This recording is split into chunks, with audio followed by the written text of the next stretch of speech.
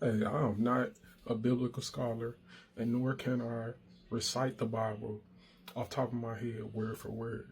However, I do have rhyme and reason. And if you're presupposing that Yahweh is all knowing, um, omnipotent, all powerful, everywhere at one time, and omnibenevolent, which means he loves everything, everybody, everything, his whole creation, and the idea of trying to give a reason for why Yahweh does some of the things he does in the Old Testament is just trying to justify the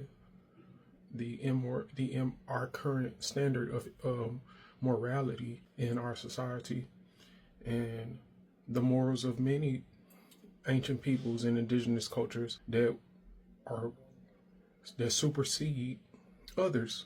These guys last night, like 3 guys, tried to debate me on the scriptures I gave for judges. And I don't really think they understand my position at all.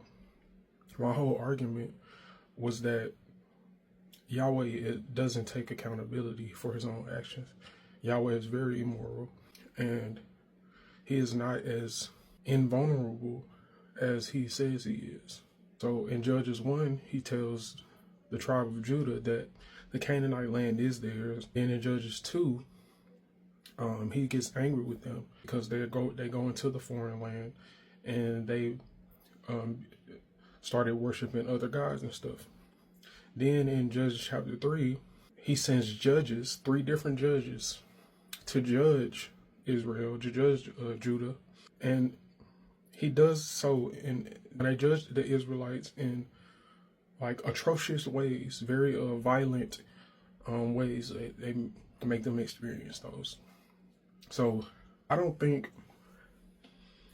that y'all really understood my position at all last night. I don't think y'all really is getting the point. And one guy, I think his name is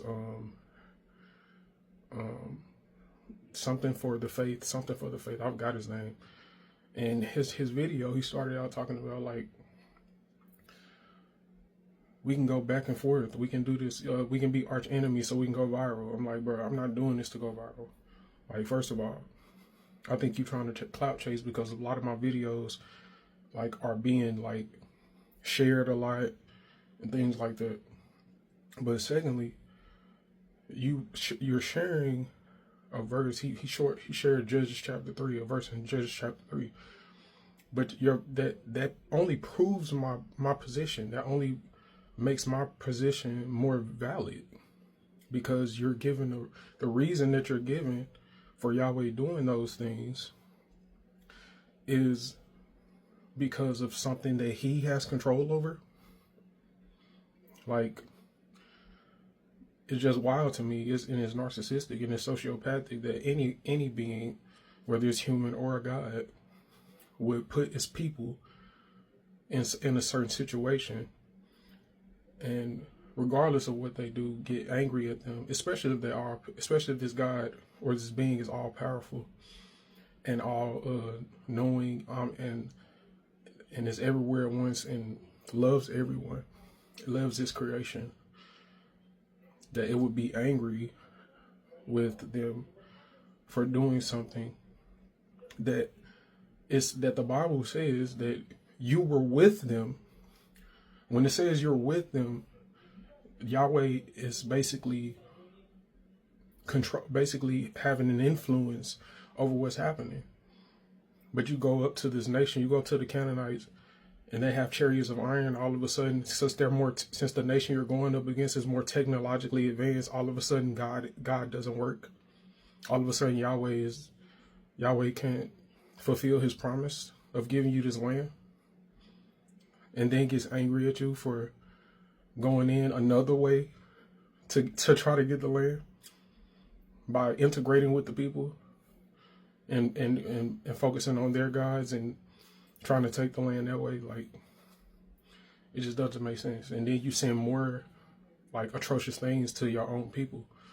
So I just want to clarify that was my position last night. Like, And y'all, everything that y'all are arguing is actually supporting my position, and you don't even know it, because you're trying to justify the reasoning of Yahweh by stating things that he did to the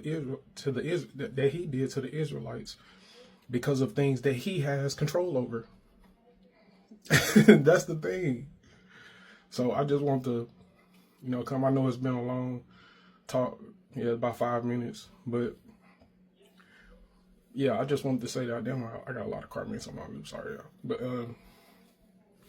yeah, my position is still valid. Y'all tripping. Y'all need to read, and y'all need to comprehend. That's why I said reading and comprehension. Y'all need to not just read it and just think it's a certain type of way just because you believe that Yahweh is telling the truth, or you believe that Jesus is telling the truth. No, you have to have reading and comprehension skills. You have to realize what's actually going on in the story, and then correlate it with rational intuition. Peace, y'all. Peace and love.